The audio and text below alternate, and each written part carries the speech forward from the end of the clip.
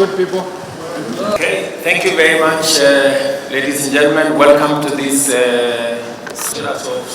Yes. Okay, good. Exactly. So conversations within that group.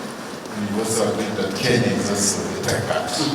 Kenya, as you know, sir, remains central to our U.S.-Africa policy. When we do something in Africa, we do it in Kenya first. And there's a reason for that. It's because of our shared interests and alignment on governance, on rule of law, and democracy. I think this delegation represents the breadth and depth of the people-to-people partnership as well as the subnational partnership.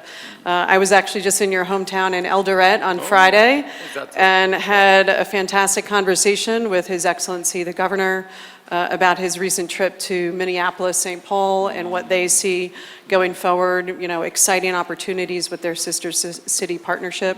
So the embassy will always stand ready to support states and cities, et cetera, who come to visit us because our interest is really shared prosperity for Kenyans and Americans alike. We appreciate that you have chosen Kenya as part of your, footprint around our continent.